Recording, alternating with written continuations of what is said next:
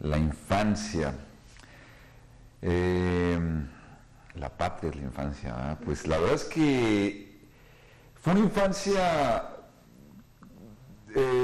con muchas limitaciones económicas, pero con muchos hermanos para compartir las limitaciones y al mismo tiempo también las experiencias vitales y sobre todo también con una gran capacidad de mis padres para educarnos y cocinarnos en amor, freírnos en amor incondicionalmente y dándonos el ejemplo de no dejándose vencer, ¿no? Yo tengo ese recuerdo de la infancia, una infancia llena de muchas ilusiones y de muchas necesidades, no, digamos, o sueños no cumplidos, de cosas que yo veía que sucedían y no podía yo hacerlas o adquirirlas, soñando siempre despierto, con una imaginación muy agitada. Pero esas mismas limitaciones encendían, alimentaban ese deseo. Y yo creo que es muy necesario para los niños dejarlos desear, no darles más de lo que desean.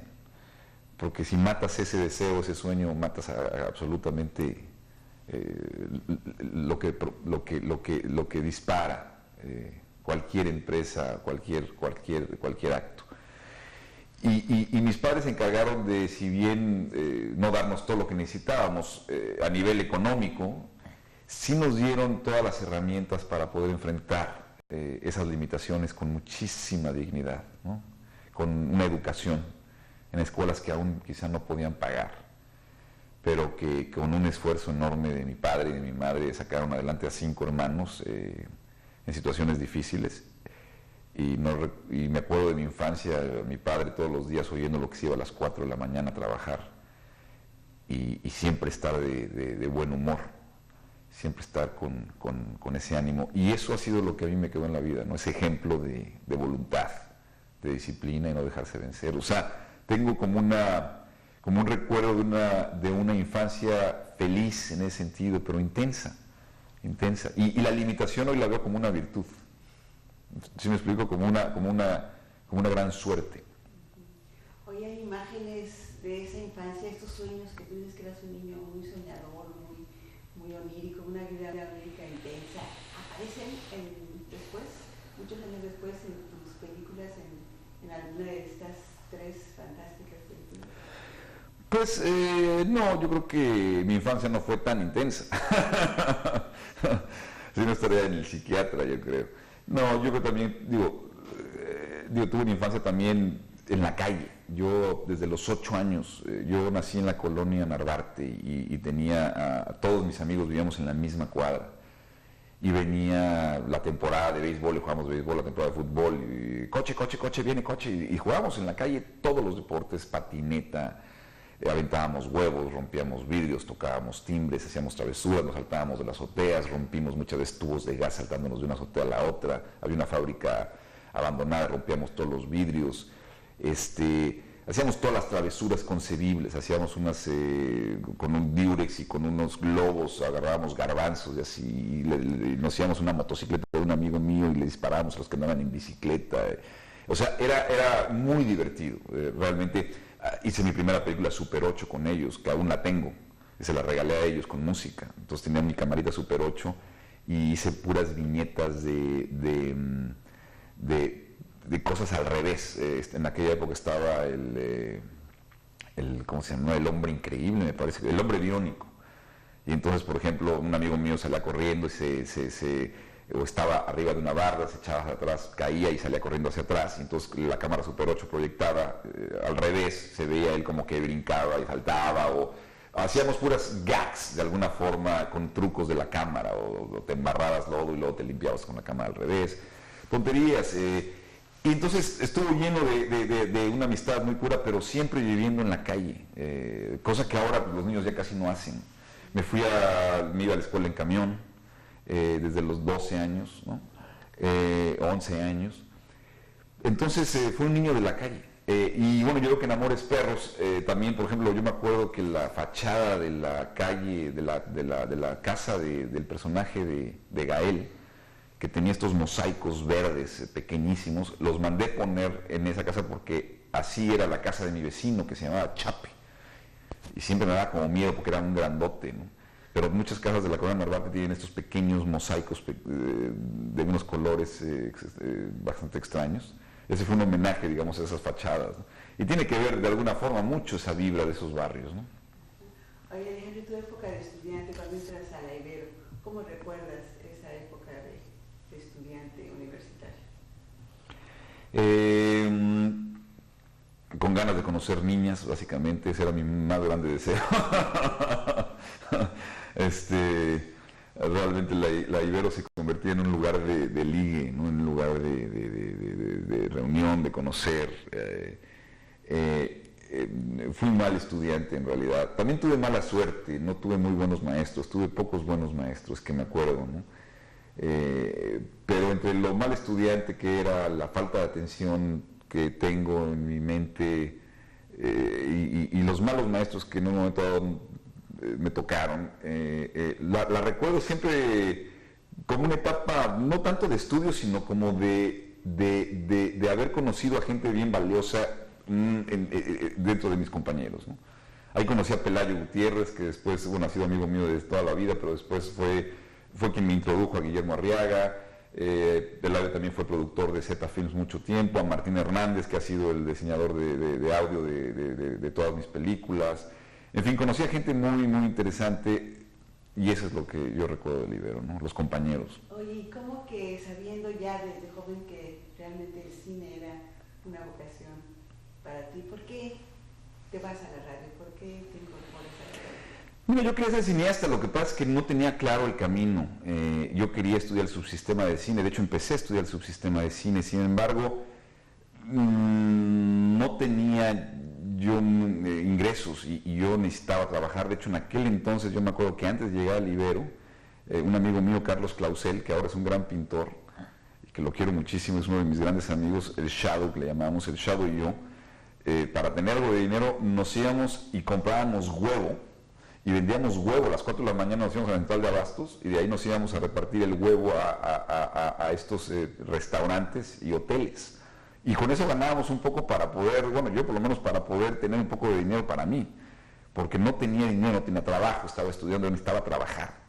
Yo vivía en casa de mis padres, pero no me mantenía, no tenía dinero, digamos, para nada. Entonces yo necesitaba algo. Entonces cuando salió esta oportunidad de ir a hacer un casting a WFM, que en aquel entonces Miguel Alemán tenía 18 años y la dirigía, pues me pareció una oportunidad muy interesante porque yo amaba la música, amo la música. Entonces de pronto hice el casting, le gustó y se me cruzó la radio, literalmente, ¿no? Oye, fueron muchos años en la radio, causaste un impacto. Yo me recuerdo de tu programa y de tu voz, fue una época muy impactante. ¿Qué te deja el radio? El radio es una gran escuela, ¿eh? El radio es una gran escuela, el radio es una escuela extraordinaria para poder crear. Yo creo que dispara imágenes brutales, porque el recurso de la música, los efectos especiales y las palabras, las imágenes que estas disparan, son infinitos y son recursos que no tienen un gran costo, sino más bien el único límite es la propia imaginación, y puedes generar historias extraordinarias en lugares remotos, con personajes increíbles que además en cada una de las mentes de los radioescuchas se dibujan. Y entonces hacíamos estos sketches y hacíamos estos personajes y yo me la pasaba escribiendo pues historias, gags, provocando, estimulando ideas, críticas, políticas, estupideces también, muchas, pero muy divertidas. Y entonces la gente escuchaba más WFM por lo que existía entre canción y canción que por las canciones mismas. Y Martín Hernández producía esto en audio, y ahí Martín sí es un diseñador de audio increíble. Entonces había un equipo extraordinario, ¿no? Y siempre con el apoyo de Miguel Alemán, ¿no? Que siempre nos dejó y que siempre nos apoyó y nos impulsó. Entonces es un equipo fuertísimo, trabajábamos muchísimo. Yo dormía en la estación de radio prácticamente 3-4 veces a la semana Y fue una obsesión brutal. Y luego hacíamos conciertos y entrevisté a todos los músicos que yo admiraba, viajé muchísimo, transmitíamos conciertos en vivo, vía satélite, o sea, hicimos cosas que en aquel entonces eran como muy novedosas y fuimos la estación número 1 por muchos años, una estación literalmente en inglés, ¿no? Entonces fue muy interesante. A mí me dejó una escuela ¿sabes qué? Ahí aprendí a entretener a la gente por 3 horas, o sea, de saber lo que es un ritmo, de saber lo que es una estructura para poder tener 3 horas a la gente en un auditorio sentada, ¿no? Y a narrar, y a escribir, y a producir, y a ejecutar, y fue una escuela increíble, ¿no? Oye, ¿te dabas cuenta realmente de todo este impacto que causabas en el público? ¿Eras consciente o era un poco...? No, sí, yo sabía que estábamos, o sea, sí, evidentemente había una fuerza muy grande y lo que hacíamos, si hacíamos un concierto, organizábamos algo, cuando hicimos Rod Stewart, trajimos a Rod Stewart y se vendieron los boletos, me acuerdo, en 2 horas y media se habían vendido más de 180,000 boletos, era una cosa increíble, había un hambre de la juventud por ver conciertos en vivo. Ahorita ya es normal, pero en aquel entonces no existía un concierto de rock desde hacía 15 años, desde que habían traído a Queen, me parece, y le habían aventado un botellazo en la cabeza a Freddie Mercury. Entonces se prohibieron los conciertos y abrimos los conciertos. Primero trajimos a Radio Futura, luego a Nacha Pop y luego fue lo de Rod Stewart en Querétaro, que a mí me gustaba mucho ser promotor de conciertos de rock, la adrenalina era tremenda. Y entonces yo sí me daba cuenta evidentemente de que éramos una estación con un impacto y con una influencia muy grande, ¿no? Y yo estaba muy joven, la verdad, yo tenía 21 años. Y a los 23 empecé a ser director de la estación de radio, entonces yo tenía la responsabilidad de la dirección de la estación y mi programa diario de 3 horas, ¿no? Entonces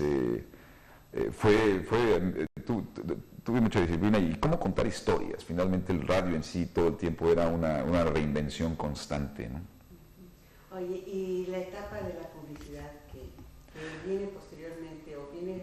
Sí, tuve la fortuna de en 1986 conocer a Raúl Olvera, que es un gran publicista, hoy compadre y socio mío, y él entró para hacer un comercial de radio, precisamente un comercial en televisión de WFM, primer comercial de radio en televisión. Y me pareció un tipo brillante y a partir de ahí nos juntamos y empezamos a trabajar juntos y nos empezó a ayudar a hacer muchas ideas. Y después cuando Miguel Alemán pasó a la vicepresidencia de imagen corporativa y tenía Canal 5, él era director de Canal 5, me invitó Miguel en un viaje que hicimos a Europa tras unos buenos vasos fríos de anís, que era tanta azúcar que se nos subían las hormigas por los ojos. Yo le dije, sabes que ya estoy harto del radio, yo ya no quiero estar haciendo radio, llevo 5 años. Yo estaba a punto de casarme, yo sentí que ya había llegado yo creí que ya había hecho y dicho lo que tenía que haber hecho y dicho en la radio, y ya había hecho todo, en realidad para mí por lo menos, y no era mi objetivo. Mi objetivo de pronto me di cuenta que yo iba hacia el océano y que un río me había desviado hacia otro lugar y que yo quería retomar mi camino hacia el océano y desembocar en el océano. Y entonces le dije a Miguel, yo ya voy a dejar el radio. Entonces toda la gente me dice, estás loco, pues estás en número 1, digo, haces lo que quieres, realmente me iba muy bien para una edad bastante joven, pero el éxito, la verdad es que no me interesa el éxito por el éxito. A mí me gusta el éxito, creo que es hacer lo que uno quiere, lo que a uno plenamente, y a mí el radio ya no me llenaba. Y entonces Miguel me invitó nuevamente y me tuvo la confianza de invitarme a hacer la imagen corporativa de Canal 5, de hacer estas pequeñas cortinillas entre programa y programa, y me pareció genial la idea de poder yo empezar a escribir para la imagen y poder dirigir imagen. Entonces Raúl Olvera y yo fundamos, digamos, una compañía de creatividad y empezamos a escribir ideas para el Canal 2, 4, 5 y 9, hicimos... no sé, 1000 cortinillas en 5 años, y yo aprendí prácticamente a dirigir, escribiendo mis ideas, con una cámara, 2 actores, editando, musicalizando y poniéndolo al aire. O sea, literalmente aprendí en los sets. Y me pasé durante 5 o 6 años, 250 días en los sets, todo el día escribiendo, dirigiendo, casteando, produciendo, editando, musicalizando, sonorizando, presentando, escribiendo. O sea, era una cosa, fueron 7 años donde tuve unas horas de vuelo brutal. Hicimos todo, melodrama, comedia, farsa, tragedia, cursilerías, horripilantes, de todo, pero haciendo errores aprendimos. Y esa fue una escuela, es como haber estado en la mejor universidad, o sea, en una universidad con una libertad absoluta, con los recursos para hacerlo y además con la exposición para enseñarlo y tener además la retroalimentación del público. Entonces para mí eso fue la mejor universidad que pude haber tenido, no hay profesor que te dé eso. El cine se aprende haciéndolo, en la calle, con la calle que yo viví y con la experiencia y con los recursos que yo tuve. Entonces fue una época increíble, ¿no? O sea, tuve mucha suerte, ¿no? La verdad. Oye, ¿cómo fue, Alejandro? ¿Te sentiste de repente también un día y dijiste, esta etapa ya culminó? Totalmente, fíjate que yo mis ciclos son de 5 años, eso me preocupa. A los 5 o 6 años de haber hecho radio, de haber explorado, digamos, el medio de una forma muy, muy plena, me cansé, me fui a la publicidad. Lo bonito de la etapa que yo tuve de publicidad es que, fíjate que, ¿cómo te puedo decir? No era el publicista que escribe ideas para productos con un ejecutivo determinado, sino que tuvimos la fortuna de poder tener la libertad absoluta de escribir cosas para las emociones. Vendíamos el Día del Padre, el Día de la Madre, el Día del Niño, la Navidad, el Día de la Bandera. Entonces eran como ideas de emociones, de conceptos, ¿no? Y nosotros lo escribíamos, o sea, teníamos la total y absolutamente libertad. No era un producto, ¿me entiendes? Era jugar con una emoción, y eso fue increíble. Más tarde creció la agencia, y entonces empezamos a tener la petición de ya bancos y productos de refrescos y cosas que nos empezaban a pedir a nosotros. Entonces abrimos una agencia donde ya empezamos a escribir ideas para estos productos, pero aún así nosotros teníamos el control absoluto desde la creación hasta la ejecución. No era una agencia que nos daba una idea y nosotros dirigíamos, lo interpretábamos, sino nosotros desde ahí teníamos el control absoluto. Y entonces hicimos la campaña de Vital, que realmente fue una campaña que también tuvo muchísimo impacto. Inventamos el nombre de Vital, de hecho, del Banco Internacional Vital, que fue una... Y empezamos a hacer muchas, Bacardí Limón, y empezamos a hacer cosas que realmente empezaban a romper un poquito, y fue muy divertido. Pero a los 6 años, yo desde ahí me empecé a aburrir ya haciendo comerciales. Empecé a sentir que ya había llegado a una situación donde ya había también explorado también todos los juguetes, todas las posibilidades de cosas de 30 segundos, 1 minuto. Y entonces me metí a estudiar teatro con Ludwig Margules.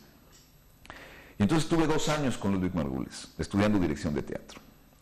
Y fue, yo creo que Ludwig, que en paz descanse, el maestro que realmente me concientizó y me hizo consciente de lo que es un director y de la responsabilidad de un director. Y fue lo mejor que pude haber hecho. Y me costó mucho trabajo porque además estudiaba en las mañanas, teniendo una agencia y con un trabajo brutal y responsabilidades corporativas y clientes, y yo tenía muchísima chamba como director y vaya con mucho, pero mi socio me decía, estás loco, maestro. Yo me iba de 8 o 9 a 2 de la tarde a la escuela con Ludwig Margules a sentarme con chavos más jóvenes que yo a estudiar.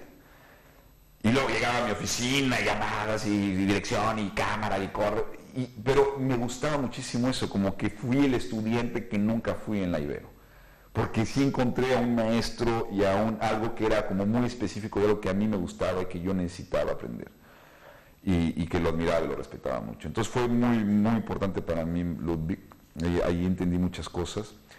Y entonces escribí y dirigí una serie, o un piloto para una serie que se llama Detrás del Dinero, con Miguel Bosé.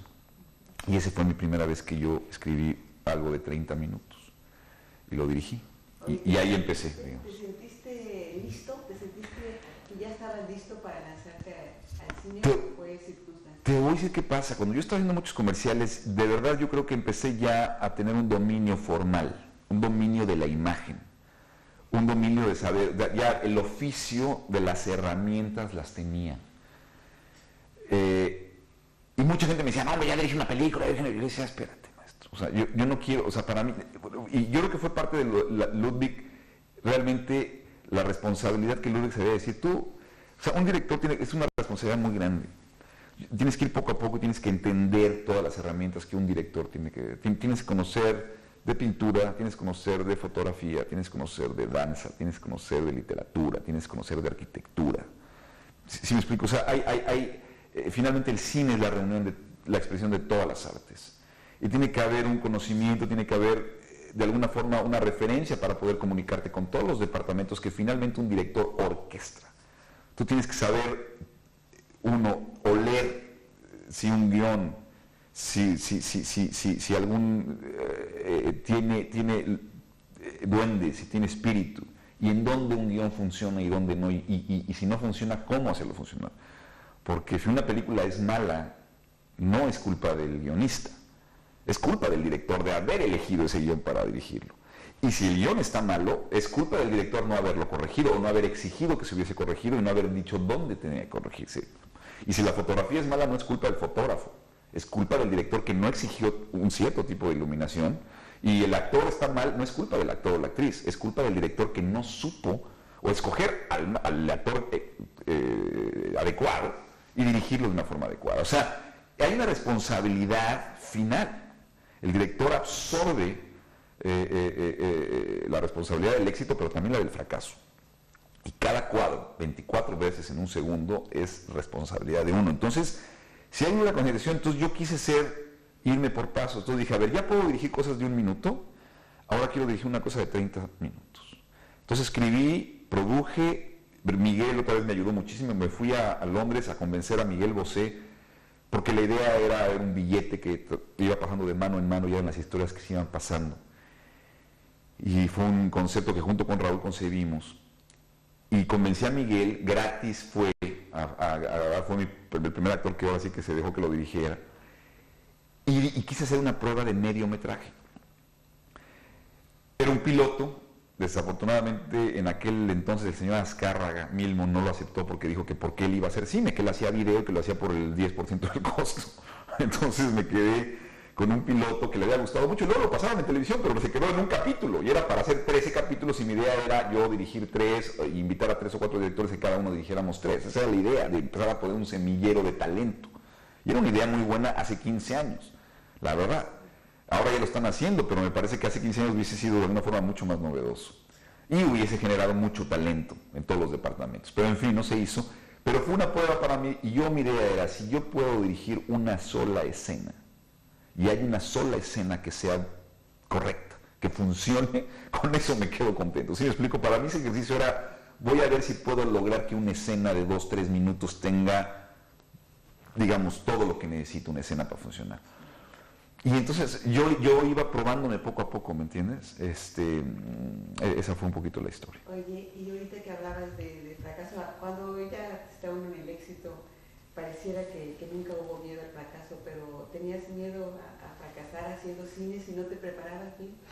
Fíjate que yo he sido muy irresponsable, cara. Yo soy una persona muy irresponsable. Yo creo más en tengo la suerte de la inocencia, que es más poderosa que la experiencia. Y yo siempre creo que el exceso de análisis dispara la parálisis.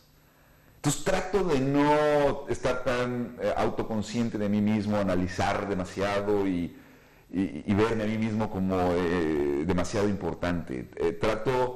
He sido muy irresponsable. Cuando entré al radio yo era tartamudo. Soy tartamudo natural. Y no me digas nada porque ahorita me empiezo a poner nervioso y puedo tartamudear. Pero mi hermano es tartamudo.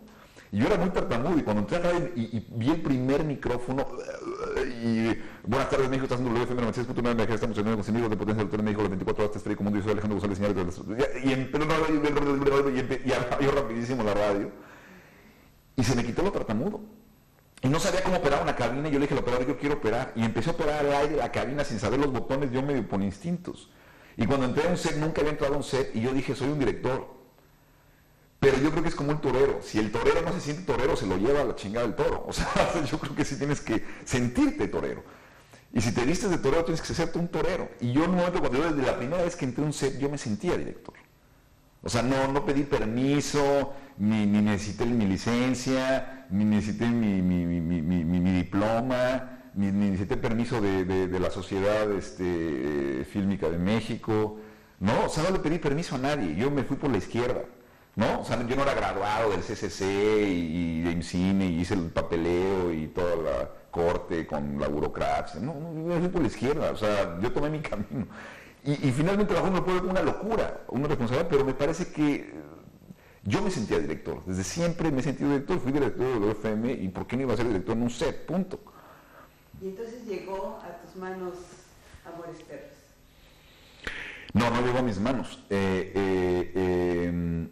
Nuevamente, Pelayo Gutiérrez, quien es amigo mío desde primaria, en el Tepeyac del Valle, me presentó a Guillermo Arriaga. Bueno, de hecho, yo estaba escribiendo, ya ahora sí una película, después de haber escrito mi primer mediometraje, estaba yo desarrollando ya una historia. Y entonces, Pelayo me dijo, oye, léete este guión. Entonces me dio un guión que se llamaba Cielo Abierto, que está escrito por Guillermo Arriaga, que no se ha filmado, pero era un guión que tenía realmente cosas muy, muy bonitas y tenía un ritmo muy diferente a lo que uno lee normalmente, ¿no? Que es lento y pretencioso y aburrido. Y este guión tenía una fluidez y tenía una profundidad. Y entonces dije, oye, yo quiero conocerlo a Guillermo. Entonces nos presentó y fuimos a comer. Y en aquel entonces yo finalmente ya tenía una figura pública de alguna forma, me habían invitado a dar unas conferencias en la Ibero y en la Ibero había dicho que yo no había tenido mucha suerte con los maestros, que finalmente yo creía algo que creo, que yo creo que las universidades son muy importantes y el estudio es muy importante. Yo creo que con el cine uno nace, o sea, lo traes o no lo traes. Tú puedes estudiar 20 años en las mejores universidades, puedes ser cinéfilo, puedes tener toda la información y tú puedes tener todos los materiales, pero si no lo traes, no lo traes. Si me explico, es una cuestión ahora de que el estudio te puede ayudar a tomar caminos cortos y te puede ayudar a pulir y a mejorar y a refinar, evidentemente, cuando hay un buen maestro. Pero el mejor maestro es la vida, o sea, el mejor maestro es la práctica, el mejor maestro es los sets. O sea, el mejor maestro está en el set y darte cuenta de cómo funciona la realidad un set y aprender de los directores y aprender a saber qué está bien y qué está mal para él. O sea, yo creo que ahí es donde... En fin, yo había dicho eso y Guillermo estaba enojado conmigo, entonces llegó a decirme que por qué había dicho eso en la universidad y entonces tuvimos una plática, finalmente nos entendimos, hicimos contacto y a partir de ahí yo le propuse que yo tenía una historia que quería que desarrollara. Y a los 2 días me llamó y me dijo, es que me cuesta mucho trabajo desarrollar a mí historias, que no yo he estado desde el principio. Yo tengo estas ideas. Y entonces me platicó algunas de las historias y me acuerdo que empezamos a hacer unas cosas para que nuestra idea era hacer una película de 11 cortometrajes para el IMCINE. Y empezamos a contar diferentes historias o diferentes anécdotas y empezamos a jugar con muchas ideas. Y de ahí me dijo, ¿sabes qué? Yo tengo estas ideas yo tuve un perro que tiene un perro de pelea. Entonces él empezó a escribir un primer tratamiento.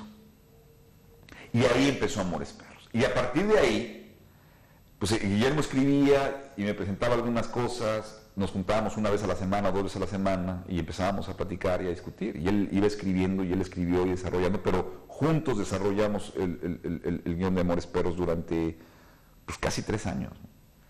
Y fue muy bonito encuentro porque finalmente creo que compartimos literatura, películas, ¿no? Y eso fue muy hermoso, ¿no? Oye, cuando ya llega el momento... Perdón, vamos a retocar un poquito el maquillaje. Muy corto. Rodando. Correcto. Qué bueno. Oye, una vez que estaba listo, que un guión nunca está listo tampoco, pero una vez que ya estaba el guión y empezaste la producción de Amores Perros, la parte de los actores realmente es fantástica, ¿entiendes? O sea, si esa ha sido tu principal preocupación, creo que verdaderamente se nota en todas las películas. ¿Cómo haces tu casting? ¿Cómo es este proceso de, primero el de Amores Perros, ¿cómo formaste ese casting tan fantástico? Pues mira, yo creo que una de las grandes grandes responsabilidades de un director y donde el 80% de una película está cimentado es en la posibilidad de su éxito o fracaso es en el casting. Yo creo que si te equivocas ahí es muy difícil, aún a pesar de que todos los elementos estén correctos, desde el guión, la fotografía, el vestuario, en fin, la música, el ritmo, el tono, si hay un error esencial, intrínseco en el personaje no conecta, el actor no conecta, no representa espiritualmente las necesidades dramáticas de ese personaje, si ahí hay un cortocircuito, por más que hagas, va a ser dificilísimo que haya una conexión emocional y la película puede fallar. Entonces ahí es de las cosas que yo más medito y más me tardo, más me exijo, más me cuestiono, más me torturo, soy tortuosísimo, pero he tenido mucha suerte de trabajar con grandes actores, la verdad, y grandes no actores también, he tenido mucha suerte, pero finalmente cuando yo llego a dirigir una película, ya conozco también el material, ya hay una relación con el material que yo sé casi reconocer al personaje o al actor o a la persona que va a interpretar el papel, porque sé que casi como que huelo al personaje, como que casi como si el personaje fuese mi amigo, y te puede decir, ese no es mi amigo, ese cuate no camina así. O sea, mi amigo no come papas, no le gustan las papas, o mi amigo no eructa, mi amigo es muy educado. Sí me explico, si hay algo que no me late, digo, porque yo ya tengo, ¿me entiendes? En ese sentido creo que tengo buen tiempo, porque también paso mucho tiempo con el material en la cabeza, ¿no? Mientras Guillermo escribe durante 2 años y yo participo en todo ese desarrollo y todo esto, mi trabajo es finalmente ir elaborando, transmitiendo todo eso visualmente. ¿Sí me explico? Entonces empiezo a conocer al personaje de una forma muy poderosa. Oye, y después de que haces tu casting, ¿cómo eliges a tu equipo? Porque hay una relación muy fuerte con todo tu equipo, con el equipo técnico, el equipo creativo. O sea, ¿qué características hay en esos equipos para que puedan trabajar? Pues mira, yo tengo la suerte también de que soy una persona que me gusta trabajar con la misma gente, porque creo que la participación de mis colaboradores en las 3 películas ha sido esencial para hacer lo que son. Yo creo que con Rodrigo Prieto y con Brigitte Brock, o con ellos dos, por ejemplo, trabajaba yo mucho antes de ser cineasta, o sea, mucho antes de empezar a dirigir largometrajes. Yo trabajé con ellos en comerciales muchísimo, con los dos. Con Gabriela Diak del vestuario, con Patricia Cano de locaciones, con Tita Lombardo en la producción. Es decir, con Lynn Feinstein, la conozco desde Radio en Rock 101, yo en WFM, o sea, es gente que conozco desde antes de dirigir largometrajes. Entonces ya las conozco tan bien, hay una relación tan íntima, tan familiar, tan de amor, de respeto, y hay tanto talento que realmente yo me siento muy afortunado de poder contar con ellos, y en donde ya también ellos ya entienden mi visión. ¿Sí me explico? O sea, hay una visión que ya me conocen, ya saben lo que quiero, y entonces ese talento y esa colaboración, ¿me entiendes? Ellos ya saben cómo de alguna forma aportar para enriquecer esa visión que ya conocen hacia dónde voy. Casi volteo a ver a Rodrigo y me ve la cara y me dice, ya sé, ya quiero. O sea, ¿sí me explico? Ya nos ahorramos muchas palabras. Entonces hay una cosa bien bonita, ¿no? Entonces, y además han sido relaciones larguísimas. Y ojalá que siga trabajando todas mis películas con ellos. O sea, soy de relaciones largas. Oye, cuéntanos el estreno de Amores Perros en Cannes, ese día en que se proyecta y toda la gente empieza a hablar de la película, Pues fue un evento muy bonito, porque estábamos en una sección pequeña que es la Semana de la Crítica. En aquel entonces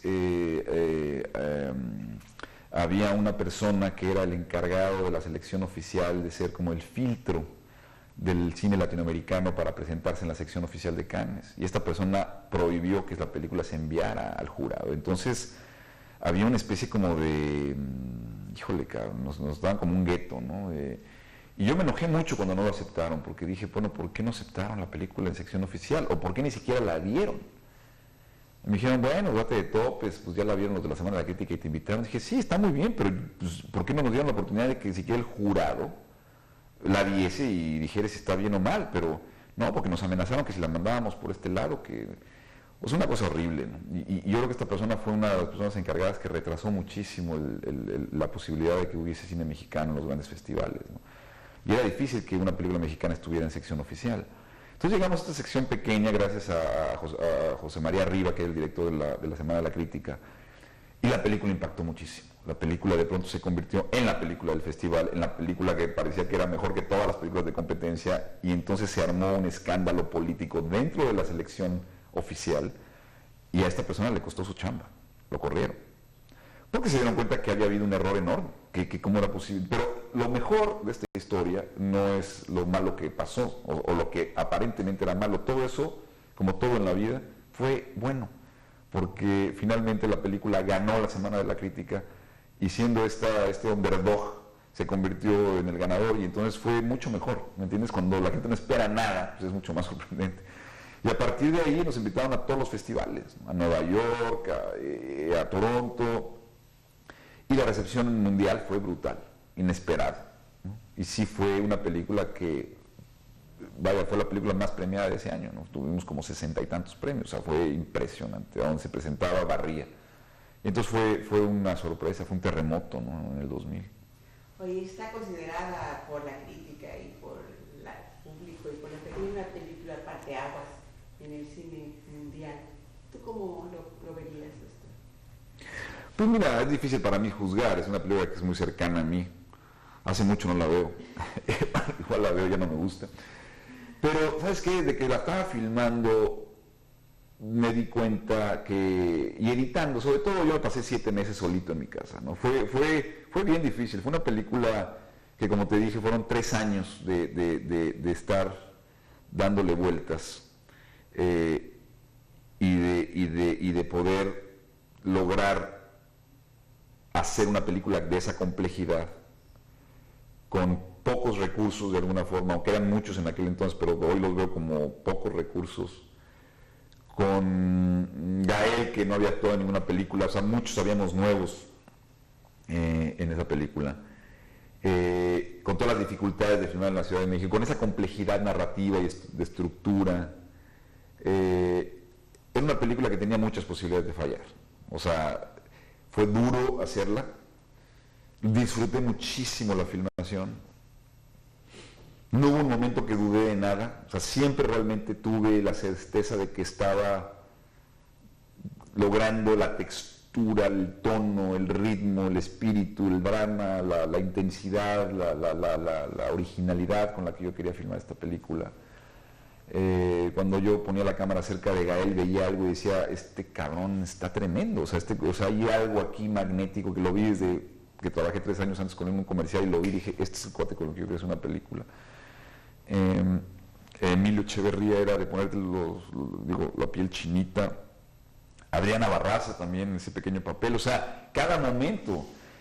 Y luego me pasé 7 meses editándolo en mi casa, y ahí me di cuenta que tenía algo que tenía mucho poder. Por eso cuando me dijeron lo de Cannes, que muchos decían, ay, estás enojado, yo estaba enojado porque yo sabía lo que tenía, no sabía qué era, pero yo sí sabía que había algo, estaba muy orgulloso, ¿no? Y me sentía que había algo bien poderoso emocionalmente, ¿no? No sé ahora cómo, yo no sé si es una película parteaguas o no. Lo que sí sé, porque después de 7 años, y me encuentro directores más jóvenes que yo en los festivales, y me dicen lo tanto que influyó en Amores Perros. O sea, sí es increíble la cantidad de cineastas que me han a mí manifestado lo importante que fue Amores Perros en su decisión o de ser cineastas o de su concepción como directores, o de, si me explico, o sea, sí veo el impacto y la influencia que ha tenido, ¿no?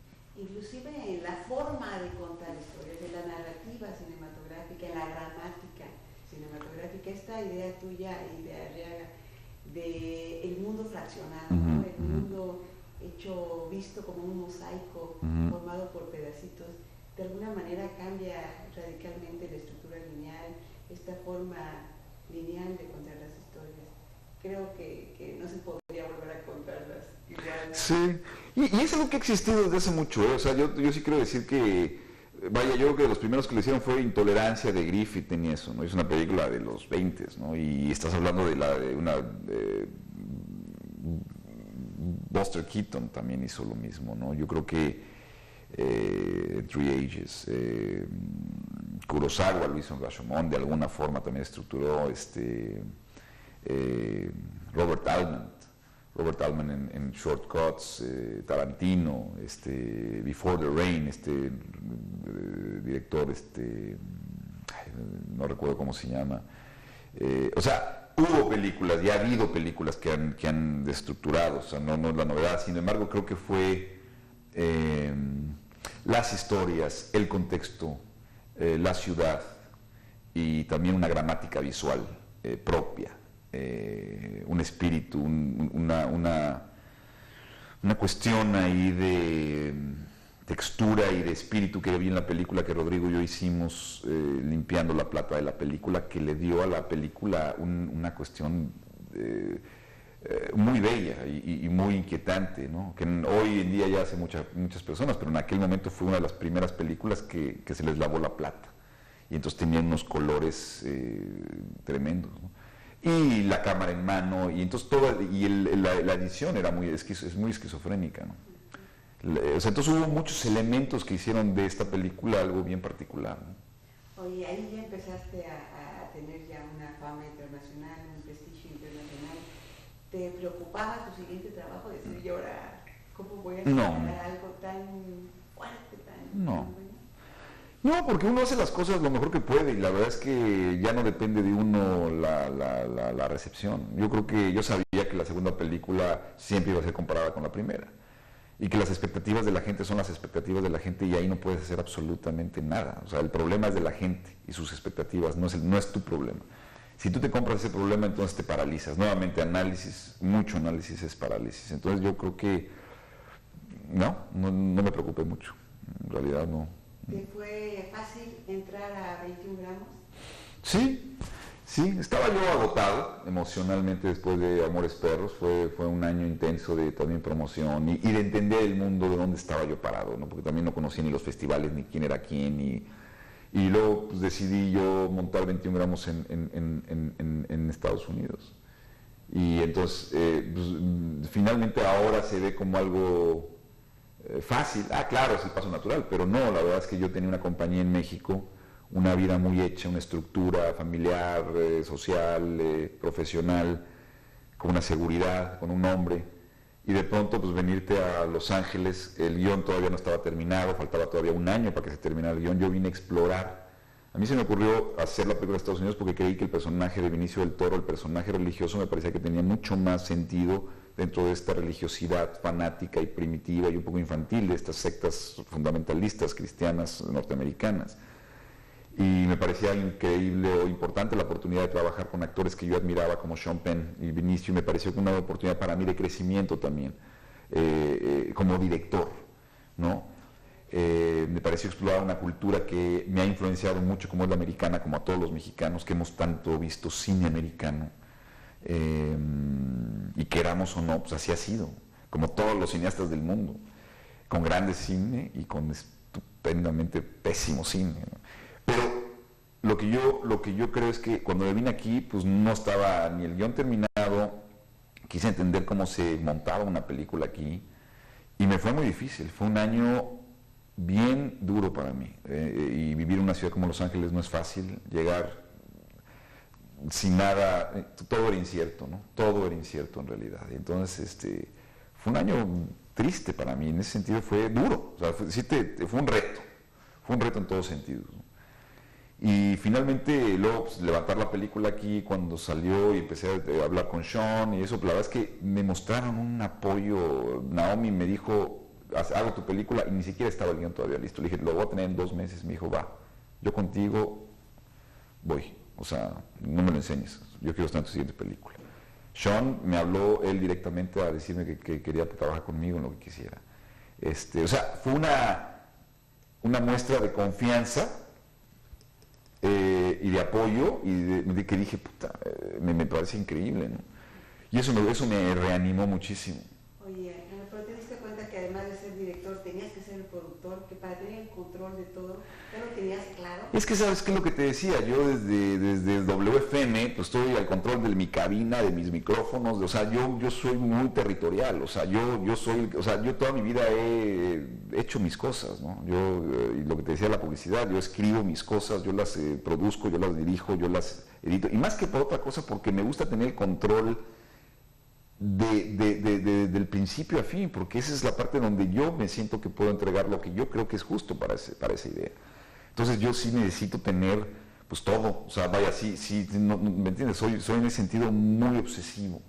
Y sí, pues lo tuve que venir y claro que lo produje yo, levanté la producción y encontré la forma y saber quién me puede ayudar también en la producción, quién es el estudio adecuado, quién es el financiamiento adecuado, o sea, entender toda la compleja red de lo que significa lanzar una película a nivel mundial es bien complejo y mantener la integridad y que nadie te toque una sola imagen y un solo cuadro, porque cada cuadro es tuyo y solo tuyo y cada decisión, por buena o mala que sea, es tuyo y nadie tuyo. Ni el último del crew hasta el presidente del estudio y ningún colaborador, finalmente estás bien solo. O sea, en ese sentido puedes tener opiniones, puedes tener apoyo, puedes tener... pero al final, como director, es una soledad brutal. Pero entonces más vale que si vas a ver una mierda en la película, que esa mierda sea tuya. Porque tragar mierda de otros, pues no. Entonces, yo me trago la mía, nada más. Oye, ¿te sentiste a gusto dirigiendo en inglés, dirigiendo todo un equipo internacional, pero básicamente en inglés? ¿Sentiste que los estudios te podían...? Nada, fui totalmente independiente. Totalmente independiente. O sea, yo las películas que he hecho he tenido la suerte de trabajar con los estudios, no para los estudios. Te hablo desde Altavista, como Focus Features, como Paramount Vantage. He tenido la suerte de trabajar con 3 estudios muy respetuosos que han apoyado mi visión, que me han respetado absolutamente en todas y cada una de mis decisiones. Jamás he sentido la policía, es más, nunca he visto un ejecutivo en mi set, para que mejor me entiendas. O sea, nunca he visto a alguien, nada. O sea, vaya, las 3 películas, desde Amores Perros hasta Babel, no importa el tamaño del presupuesto, hazte cuenta que estoy filmando una película de cine independiente en donde yo soy el director y el productor y las decisiones las tomo yo. ¿Me entiendes? Ahí sí he tenido una libertad absoluta y todo lo malo que hay en la película es mío. O sea, no tengo la posibilidad de echarle la culpa de, no, es que los estudios, y hacerme el víctima, y no, es que nos tratan mal, y no, a mí no me gusta ese juego. La verdad es que he tenido una suerte porque, bueno, pues he demostrado un trabajo y se me ha dado el derecho de ejercer mi libertad, pero también la responsabilidad de tomarla, que no es nada fácil, ¿no? Oye, ¿sentiste que 21 gramos no había tenido el mismo recibimiento que Amores Perros? Yo creo que 21 gramos es una película más exigente. Yo creo que 21 gramos tuvo un éxito muy considerable, creo yo, porque bueno, pues, obtuvo Sean Penn el premio en Venecia, la película cerró el Festival de Nueva York, la película tuvo una taquilla creo que muy buena en los Estados Unidos, considerando ser una película extremadamente dura temáticamente, que habla de la muerte de los niños, de hijos. Es un tema muy duro. O sea, no cualquiera va al cine a ver un tema así, con una estructura narrativa mucho más exigente que Amores Perros. O sea, es una película que demanda para un público mucho más exigente, más cinéfilo. Considerando todas estas naturalezas de la película, que además yo estaba consciente cuando estaba filmando la película que estaba haciendo, yo sabía que no estaba haciendo Walt Disney. Me parece que aún así fue una película que triplicó en taquilla su costo y mundialmente tuvo un éxito bastante fuerte en la crítica, creo yo, y a nivel taquilla muy educado. Ahora, ¿fue en box office mainstream? No, pero nunca lo hice por eso, y ni era eso. O sea, la película que yo sabía que tenía que hacer. Yo creo que sí tuvo un éxito increíble. Oye, ahora llegamos a Babel. Finalmente esta tercera película que cierra una trilogía, tú lo has declarado ya en varias ocasiones, pero Babel es realmente un proyecto magnífico. ¿Qué significa para ti? Pues mira, Babel es la tercera y última película de mi trilogía. Creo que es una película que es perfectamente congruente con el discurso de esta exploración temática y formal, que se inició con Amores Perros, con 21 gramos como una película foránea, con Babel como una película global.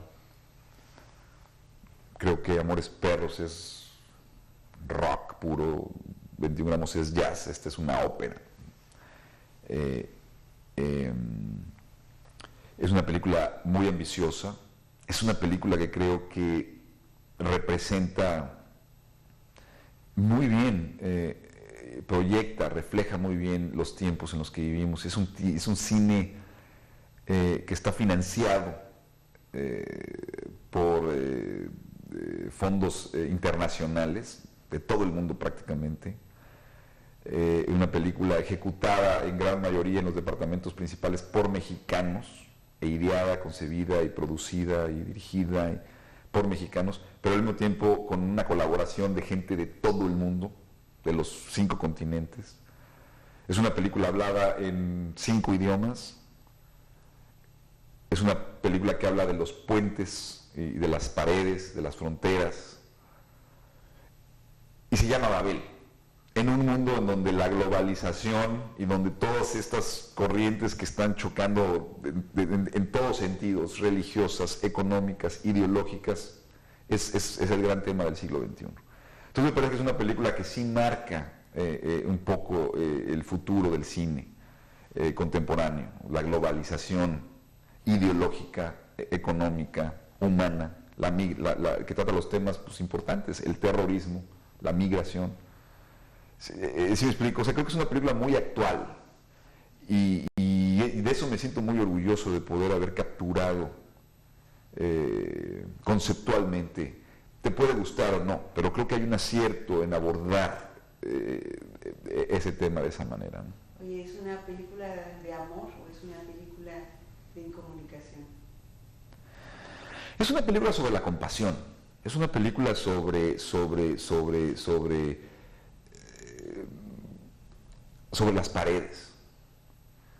Las paredes son no solo concreto, son símbolos corrosivos de una injusticia económica, social, de una separación ideológica entre las personas que tiene que ser resuelta de una otra forma. Y esta película se trata de eso, de las paredes individuales, interiores, de las paredes que construimos afuera y adentro, con nuestros seres más íntimos y cercanos, con los seres más lejanos que no conocemos y les atribuimos un juicio de valor.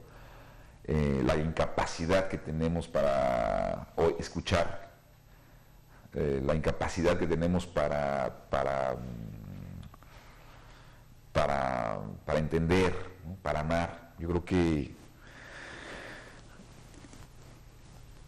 que lo que dice en cierta forma Babel es que la enfermedad más terrible que hay ahora no es el SIDA ni es el cáncer, ¿no?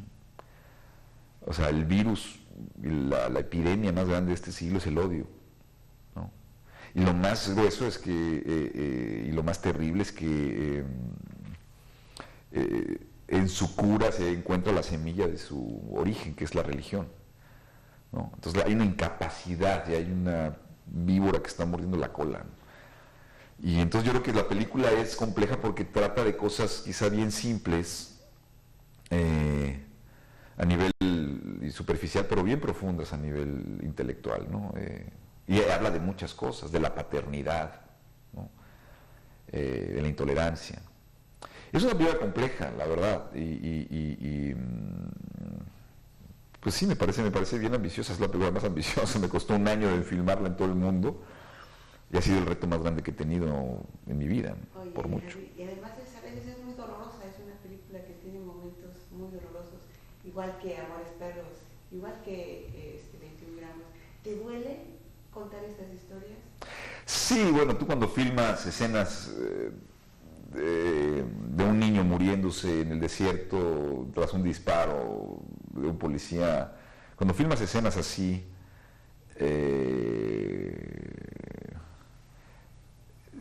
no te las sacudes en la tarde, ¿me entiendes? Llegas a tu cama y te acuestas con eso. Hay momentos bien intensos, ¿no? O sea, yo he vivido momentos en los sets que sí realmente es fuertísimo. Porque una cosa es leerlo en una cuestión técnica y mecánica,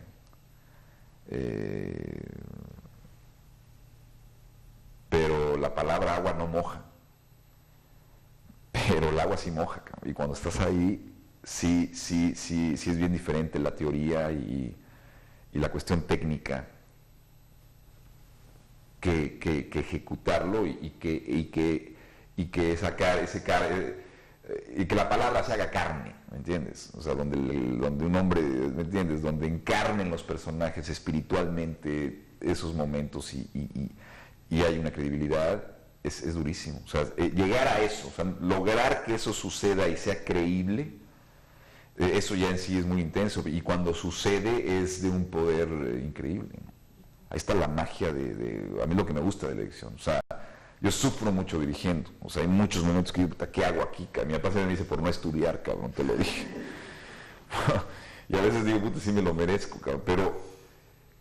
Pero ese momentito que me regala el milagro de ver a una Adriana Barraza o a un Sean Penn o a un Gael o sea, hay momentos que estoy ahí en primera fila viendo la mejor actuación y donde hay algo como bien verdadero.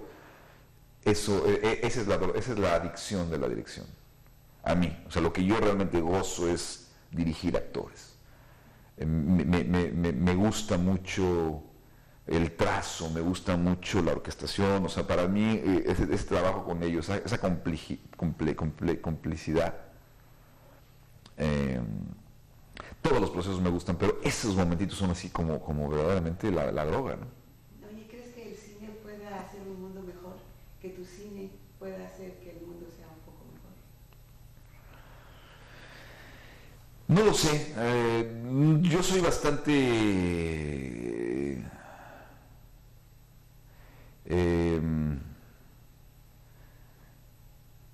quizá un poco más pesimista que antes, porque se habla mucho de que el arte es el reflejo de la humanidad o la humanidad de alguna forma, o el arte se refleja en la humanidad y viceversa, es un espejo, ¿no?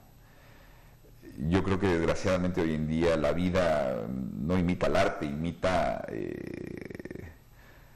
como decía Woody Allen, la mala televisión.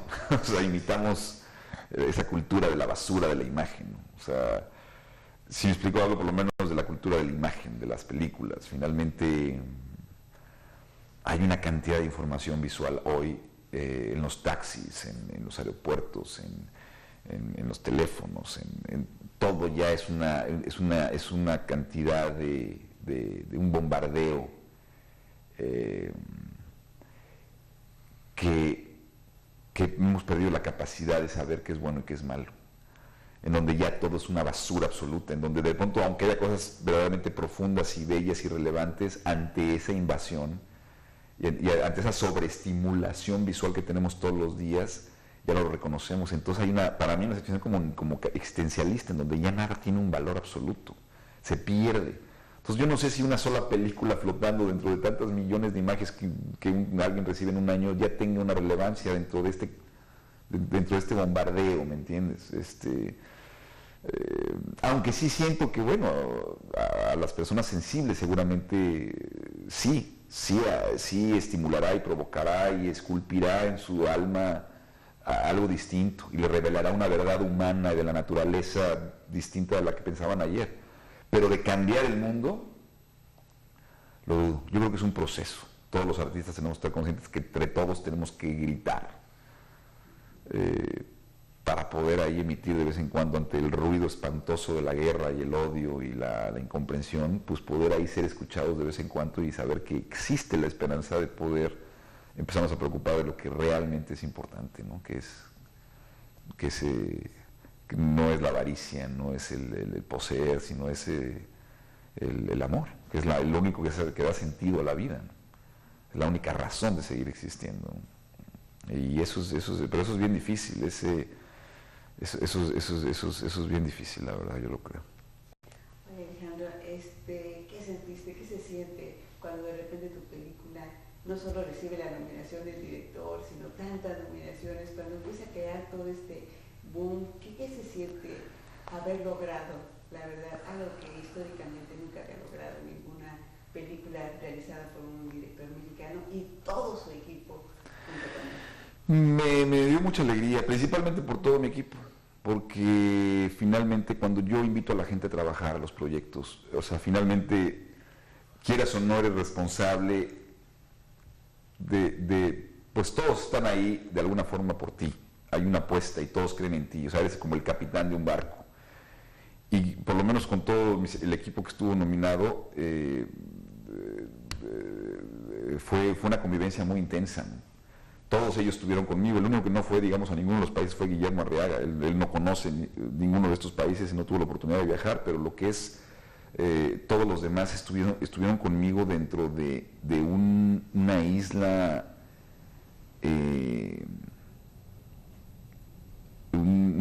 bien íntima, y donde se genera un universo particular y en donde navegas y donde todos los días hay el peligro de que te hundas.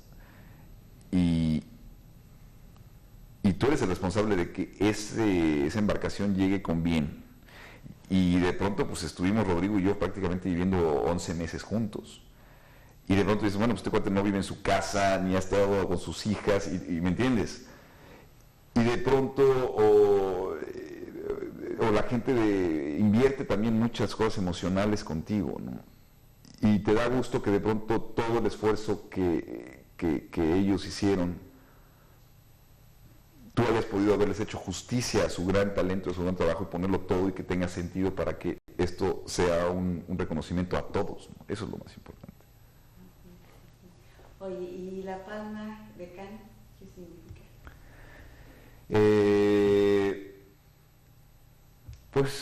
La verdad es que es un festival muy prestigiado, es un festival, haber ganado en Cannes para mí fue muy hermoso porque, además fue muy chistoso porque Wong Kar-wai es una persona que tiene un cine muy particular que a mí me gusta mucho. Sobre todo una película que se llamó Happy Together, que ganó él en 1998 el mejor director. Y curiosamente él me dio el premio a mí ese año. Y me sentí muy honrado, la verdad, porque sí en Cannes hay un gran prestigio, ¿me entiendes? Es muy diferente que los Óscares, es un jurado de 7, 8 personas, pero tiene un prestigio y una historia muy hermosa. Pero la verdad es que, y más allá de la falsa humildad, sí creo que los premios son bien importantes, pero también hay que tomarlos siempre con cierta distancia, ¿no? O sea, yo creo que los premios es un elogio, es un bonito reconocimiento, pero no hay que darles más valor que el que tienen. Te lo dan, qué hermoso. Pero también no enfermarse y no creer que si no hay premio es que perdiste. Y eso a mí me queda siempre bien claro, ¿no? Cuando no hay un premio no siento que perdí. O sea, ¿me entiendes? Un premio, te digo, es un gran honor, es una gran justificación para tomarte unas buenas copas, siempre. Pero tampoco hay que darles un más valor del que tienen. Oye, ¿qué opinas de este fenómeno que sucedió? O sea, tú con Babel y todos tus compañeros, pero también Guillermo del Toro, también Alfonso Cuarón, este fenómeno del talento mexicano fuera de las fronteras. ¿Qué opinas? ¿Por qué está sucediendo esto? Históricamente hay una coyuntura. ¿Por qué? Creo que hay una coincidencia en donde todos estos talentos y todos estos amigos míos con un gran talento, incluyendo a Carlos Reigadas y a muchos otros como Rodrigo García o Fernando que hemos coincidido temporalmente, generacionalmente, y hemos tenido la fortuna de ejecutar y llevar a cabo las películas y estrenarlas simultáneamente y de pronto coincidir en la vida, ¿no? Y eso ha sido una cuestión no planeada y una afortunadísima coincidencia. Y me parece que, pues evidentemente, unidos, pues hay una percepción mucho más fuerte, ¿no? de nuestro trabajo. ¿Que pueda tener repercusión en el cine mexicano? Pues yo creo que sí, yo creo que hay muchas personas que pueden estar de alguna forma dándose cuenta que se pueden hacer muchas cosas, mucho tipo de películas, se pueden hacer películas de todos los géneros, de todos los estilos, ¿no? En todos los países del mundo, en todos los lenguajes, o sea, sí, yo creo que también habíamos caído también en una especie de policía intelectual, en donde si alguien hace algo malo es que este cuate ya se vendió. Yo creo que de pronto nos damos cuenta que a los chavos espero que se les abra la visión para poder decir, ¿sabes qué?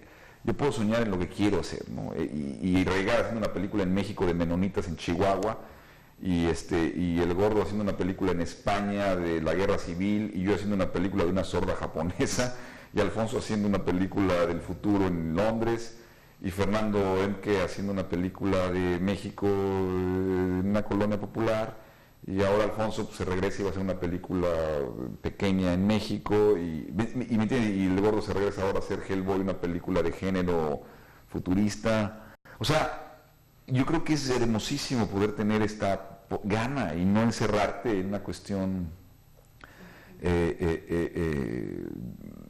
patriotera, más que otra cosa, ¿no? De estar encerrado en un ranchito, ¿no? Y la verdad es que nos gusta mucho apoyar a los cineastas jóvenes, porque yo creo que el futuro del cine está en los jóvenes. Yo creo que nosotros ya, tenemos una carrera, pero yo creo que ahorita lo que hay que hacer es que todos los fondos del IMCINE, todos los fondos de la 226, ojalá se puedan realmente, única y exclusivamente, a meter a los chavos de menos de 30 años y óperas primas o segundas películas, punto, porque esos son los que van a ver el futuro del cine, ¿no? Oye, ahorita que hablabas de tus amigos de Alfonso y de Guillermo, ¿cómo definirías tú a Alfonso como director? ¿Qué admiras de Alfonso como director? Alfonso es un talento increíble. Alfonso tiene una mente brillante, es un tipo de una claridad y de una profundidad y de una simpatía y de una rapidez y de una gran cultura. Y me parece que además su lenguaje cinematográfico ha evolucionado de una forma, siempre está experimentando. El ejercicio que hizo con Y tu mamá también, de planos, secuencias, largos. Visualmente me parece que el lenguaje cinematográfico de Children of Men lo llevó años, 10 años. O sea, sí siento que el tipo de cine que hizo Alfonso con Children of Men es un cine de altísimas ligas, ¿no? O sea, me parece que ha evolucionado de una forma brutal, ¿no? Y con una claridad increíble. ¿Y de Guillermo del Toro como director qué le admiras? Pues Gordo, yo creo que el Gordo es un tipo prolífico, es un tipo también con una mente y con una claridad y con un conocimiento del oficio y de su género y de cómo funciona dramáticamente los mecanismos como un reloj de una historia, con todos los elementos visuales. Es un tipo en total y absoluto dominio del oficio del cine. O sea, preconcibe todo el filme en su cabeza y ejecuta, los dibuja, los mastica y es de una precisión prácticamente de un relojero suizo, ¿no? Con un conocimiento de su género que nadie lo tiene, ¿no? Oye, tu convivencia con Rodrigo, la acabas de mencionar, de muchos meses y todo. Como fotógrafo, ¿qué es lo que te da la seguridad de trabajar con Rodrigo? ¿Cuáles son sus...? Rodrigo Prieto. Rodrigo es, híjole, ¿qué te puedo decir, hermano? Más que mi mano derecha es mi ojo derecho.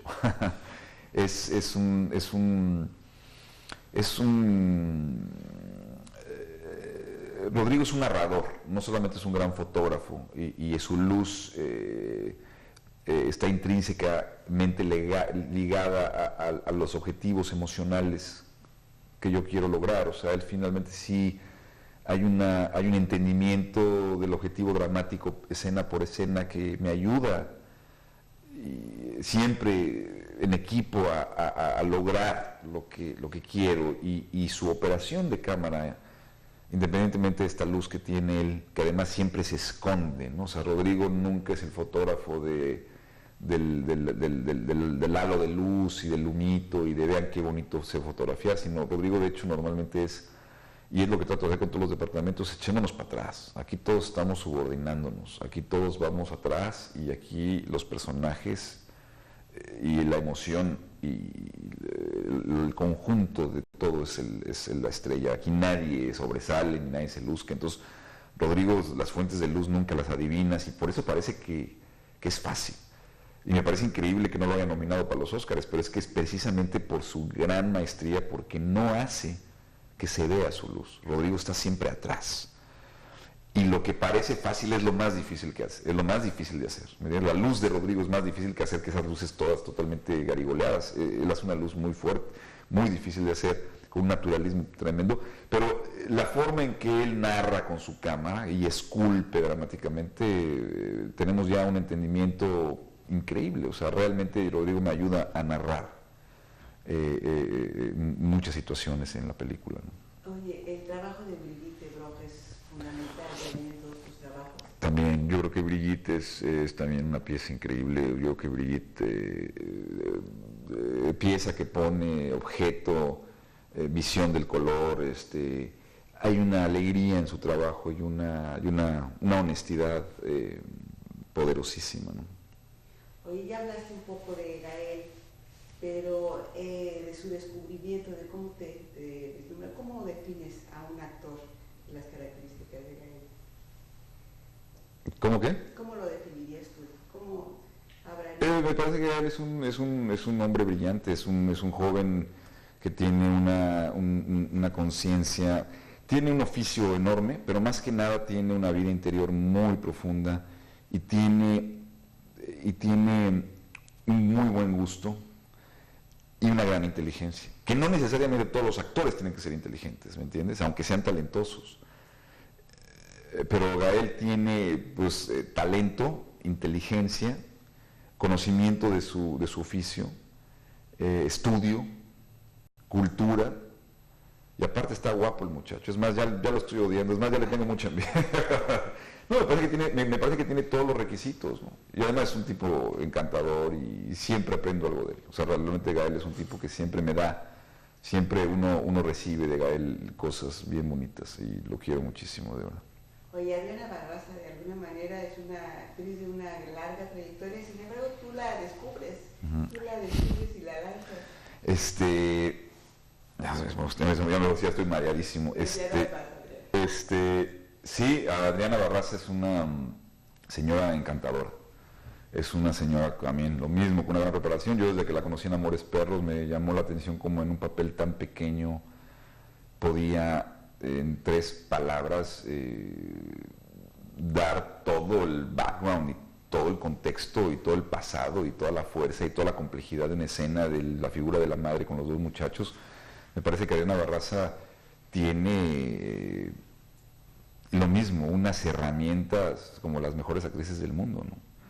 Es decir, como te digo, he trabajado con los mejores actores del mundo. O sea, yo considero que Emilio Echeverría o Vanessa Bauche están al mismo nivel que Kate Blanchett o que Sean Penn. O sea, vaya, yo sí creo que he trabajado de verdad con los mejores actores, ¿no? O sea, he tenido muchísima suerte de contar con su confianza, ¿no? Muchísimas gracias, Alejandro. ¿Algo más que quisieras añadir a este programa? No. Un programa para el público mexicano que realmente te admira.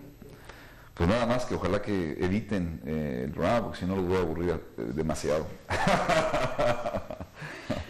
Corte. Gracias.